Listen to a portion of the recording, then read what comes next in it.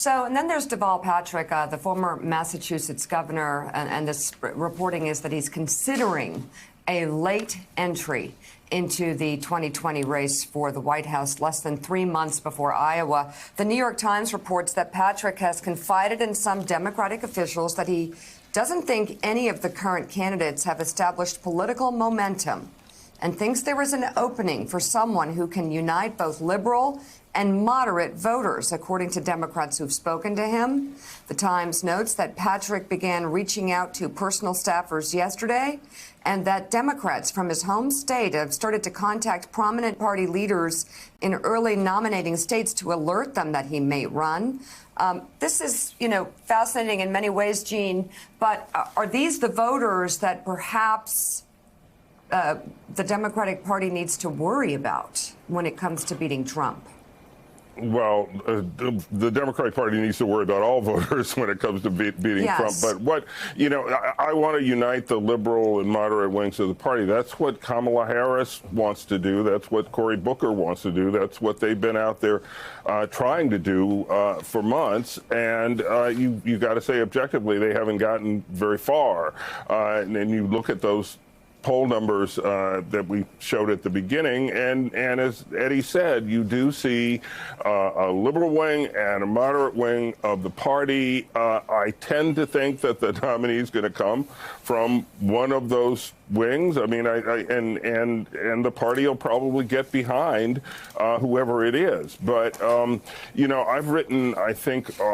So far, I've written 2 columns asking, when is the utter Biden collapse going to happen? It keeps getting predicted, and it hasn't happened. He continues to lead the polls, and he continues to have his South Carolina firewall after Iowa and New Hampshire. So, that's the one thing about the shape of this race that really hasn't changed a whole lot. And I don't know that Deval Patrick's entry, I know that he's a favorite of a lot of the Obama people, but I don't know that his entry is going to change that basic dynamic. Eddie, obviously, Governor Patrick, close friends with President Obama, a bunch of their advisors that they've shared over the years. He was with President Obama a couple of weeks ago in Chicago. And Deval Patrick is a TV commentator right now. He's an analyst, and he's been on television, not behind closed doors, saying, I've always believed Joe Biden's support is soft. He's been sort of waiting for Joe Biden to collapse. So he said out loud, I don't think Joe Biden is a strong front runner. Right. Do you think he'll get in, and what kind of difference would he make if he did? Well, I think the first thing we need to just simply put a pin on is that Bloomberg and Deval Patrick and all of the murmuring suggests that a particular segment of the Democratic Party is very worried about Joe Biden. Right. They're concerned that he cannot in some way carry forward, win the nomination and move forward and beat Donald Trump. And so I think their concern is about the left wing or the progressive side of the party, whether or not, what does that mean for the Democrats and whether or not they can actually beat Donald Trump. It seems to me that Deval Patrick, if he enters, he still faces the same problem that Cory Booker faces, that Kamala Harris faces, that Klobuchar faces, that Joe Biden faces, right? All of them face, this civil war within the party. Will Deval Patrick be able to speak to young people? Will Deval Patrick be able to speak to black women? Will Deval Patrick be able to speak to this desire to speak to income inequality? Will he be able to speak to a desire for a different future, or will he just simply double down on the normal that was before Donald Trump? Unless he can offer a vision moving forward, he will fall into the same trap. So here I'm going to echo Eugene here. I don't think he's going to, in some ways, change the divide that we're seeing in the primary right now. One of the things that's interesting, that's interesting about Deval Patrick, I had 2 dinners with him early in this process with a small group when he was thinking about doing this, and he gave it a lot of thought. And then he decided not to. And I don't think it was so much, from at least what he told me, because the field was too big or Biden was going to win or this person was going to do that, but more just personal considerations about his family and his life. And he's actually also doing some interesting investing up in Boston.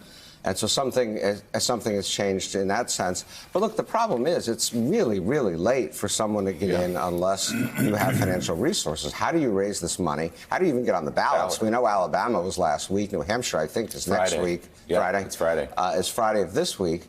And so as a pure practical matter, I just don't see how someone else gets in at this stage. Agreed.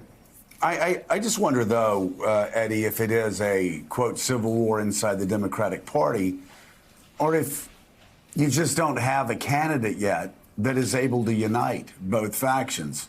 The way Barack Obama was able to do in 2008, the way that Bill Clinton was able to do in 1992. The way, Ronald Reagan was always held by Republicans as being able to synthesize the two sides of the Republican Party, bring them together as one. I wonder whether it's ideological, or I wonder whether there just isn't a candidate out there yet with the political skills that can speak to both sides of this party. Joe, that's a good question. I think it might be both and. It very well. I think it's very much the case that the Democratic electorate in this cycle is really. I think they're interested in the substance of political positions. Of course, politics has everything to do with the charisma of the candidate. It has everything to do with the candidate's ability to speak clearly and convincingly to the electorate. But I think the country faces such serious challenges in this moment that, from what I'm hearing on the ground, the substantive issues matter as much as the person. So I think you're right that we perhaps need someone to step into that divide, but they're going to have to step into that divide with substance. So even if Reagan, as much as I disagree with him, even if Reagan could speak to both sides, there was an ideological ballast to who he was and to what he stood for. And then he brought folk together. I think somebody has to kind of step into that particular lane and be able to bridge both of them, I think, Joe.